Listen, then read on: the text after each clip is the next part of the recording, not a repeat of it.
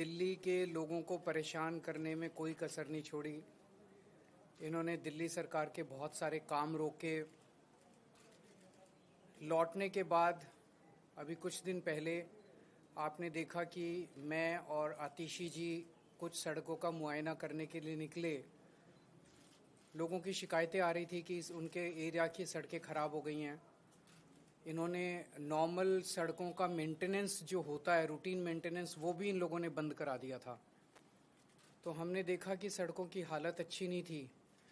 तब मैंने आतिशी जी से निवेदन किया था कि विधायकों के साथ और मंत्रियों के साथ सड़कों पे उतर के दिल्ली की सारी जो पीडब्ल्यूडी की सड़कें हैं उनका मुआयना किया जाए और जो जो ख़राब हैं उनको तुरंत प्रभाव से ठीक किया जाए। इस बारे में मैंने आतिशी जी को चिट्ठी भी लिखी थी। तो मुझे खुशी है कि इन लोगों ने, सारे हमारे पार्टी के विधायकों ने, लीडर्स ने और मंत्रियों ने सड़क पे उतर के रात दिन वो इंस्पेक्शन किया है और सड़कों का मुआयना किया है और कितनी ख़राब है, कौन कौन सा काम करने की ज़रूरत है, उस सारी रिपोर्ट एक बनाई है। और रिपेयर का काम भी शुरू हो गया, रिपेयर का, रिकारपेटिंग का। तो मैं आतिशी जी से कहूँगा कि एक बार आपको वो बता दें।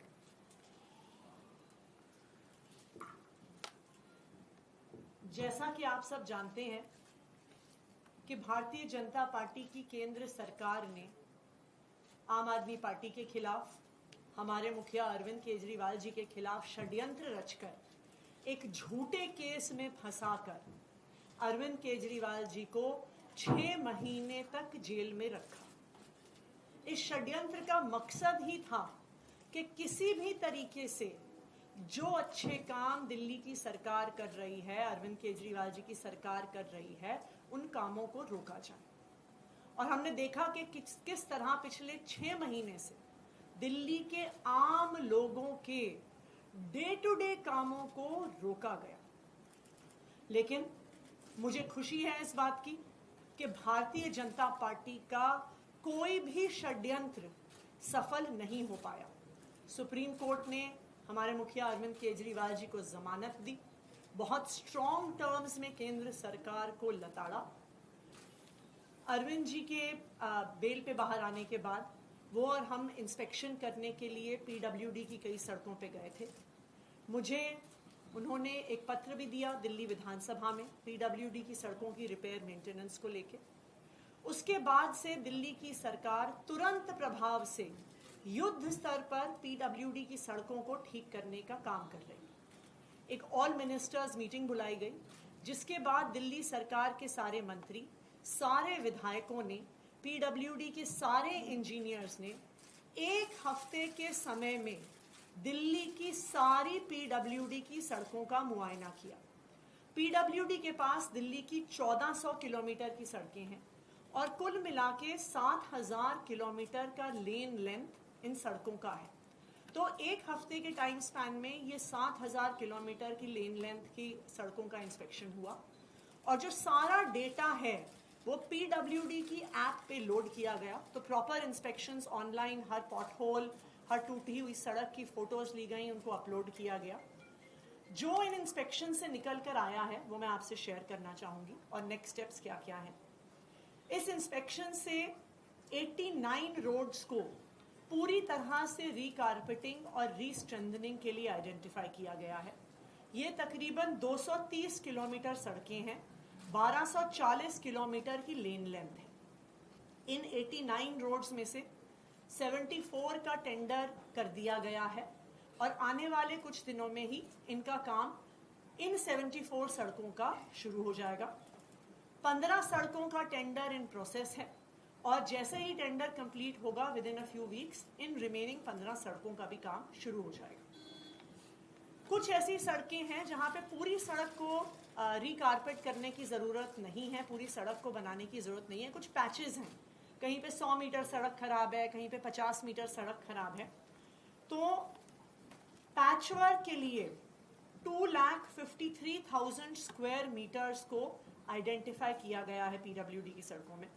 मुझे खुशी है ये बताते हुए कि within the last week itself इसमें से 39,500 स्क्वायर मीटर्स का पैचवर्क ऑलरेडी हो चुका है और बाकी का हमारा टारगेट है दैट बाय 31 अक्टूबर रिमेनिंग जो पैचवर्क है उसको भी पूरा किया जाएगा।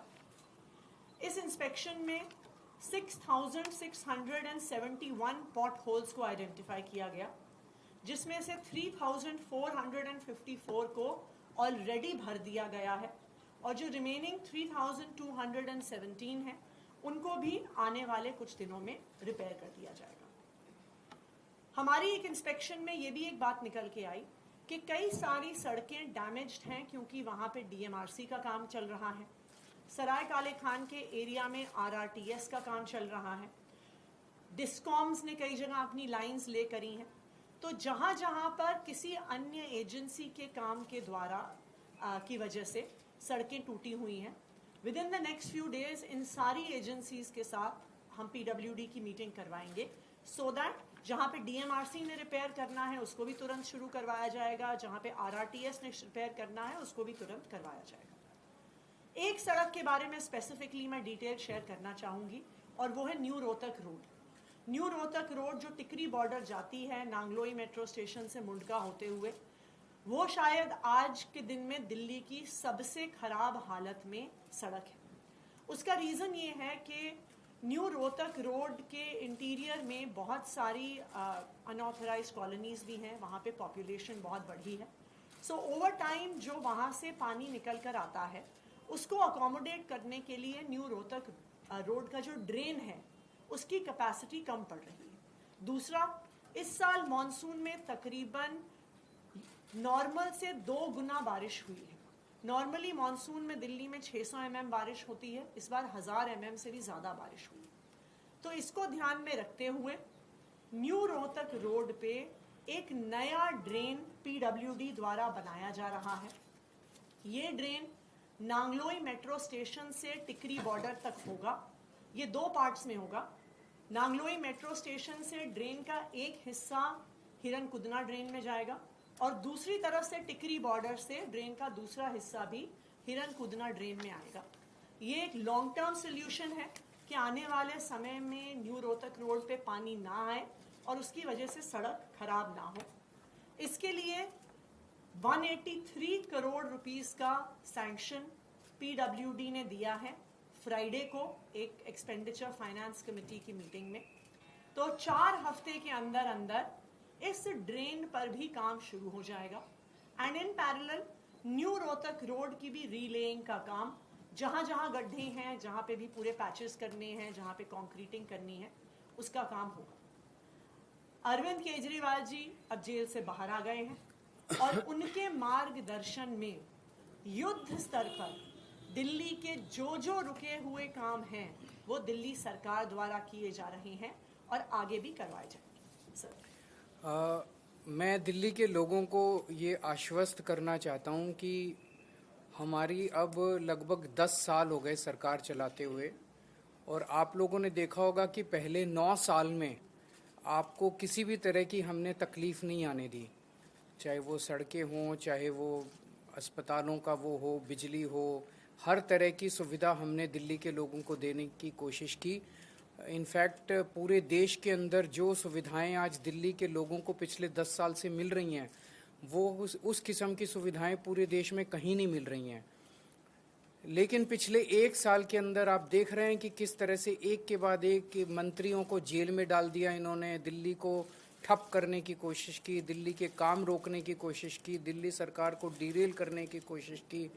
उसके बावजूद भी हम लगे हुए हैं, हम डटे हुए हैं। अब मैं बाहर आ गया हूं और जितने भी रुके हुए काम थे और जो तकलीफ़ें और समस्याएं लोगों को हैं, मैं उनको आश्वस्त करना चाहता हूं। उन सब की तरफ हम लोग अब ध्यान दे रहे हैं और आपकी समस्याओं का निवारण करना हमारा फ़र्ज़ है। मुझे पता चला है कि दवाइयों की कमी बहुत ज़्यादा हो रही है अस्पतालों में और मोहल्ला क्लिनिक में। इन लोगों ने दवाइयाँ बंद कर दी। इन लोगों ने अस्पतालों में और मोहल्ला क्लिनिक में जो फ्री टेस्ट होते थे वो बंद कर दिए। इन लोगों ने जो फरिश्ते स्कीम होती थी, जब किसी का एक्सीडेंट हो जाए दिल्ली के अंदर उसको फ्री इलाज होता था, वो बंद कर दिया। इन्होंने सड़कों का रिपेयर बंद कर दिया। इन्होंने ओल्ड एज पेंशन बंद कर दी। इन्होंने इस तरह से कई सारे काम हैं, कई होम गार्ड्स की और कई लोगों की तनख्वाहें बंद कर दी। वो सारे कामों पे अब हम लग गए हैं। जो जो दिक्कतें जो काम बंद किए गए, आतिशी जी से मैंने कहा है ये हमारी सरकार उन सारे कामों को चालू कराएगी और जो समस्याएं लोगों को हुई इसकी वजह से वो अब समस्याओं का निवारण करने की कोशिश करेंगे। सर आज एक और रेड हुई है, आप ही के आम आदमी पार्टी के सांसद है राज्यसभा के, उनके ऊपर ईडी की रेड हुई। ये समझ नहीं आ रहा, मतलब ऐसे ये कोई भ्रष्टाचार के खिलाफ तो जांच चल नहीं रही। जाहिर तौर पे इन्होंने मेरे को गिरफ्तार कर लिया, इन्होंने संजय सिंह को गिरफ्तार कर लिया, इन्होंने मनीष सिसोदिया को गिरफ्तार कर लिया, इन्होंने सत्येंद्र जैन को गिरफ्तार कर लिया, इन्होंने विजय नायर को गिरफ्तार कर लिया, इन्होंने विभव को गिरफ्तार कर लिया, इन्होंने आज संजीव अरोड़ा के ऊपर ईडी की रेड कर दी। तो ये कोई भ्रष्टाचार के खिलाफ जांच थोड़ी चल रही है। ये तो ऐसे लग रहा है जैसे प्रधानमंत्री जी एक पार्टी के पीछे पड़ गए हैं बुरी तरह से, और जितनी उनके पास ताकत है, एजेंसीज हैं, रिसोर्सेज हैं, सारे के सारे रिसोर्सेज एक पार्टी को और उसके नेताओं को ख़त्म करने के ऊपर लगा दिए हैं। लेकिन हमारे साथ भगवान है, हमारे साथ शक्ति है, तो हमने कोई गलत काम नहीं किया तो हम किस बात से डरेंगे।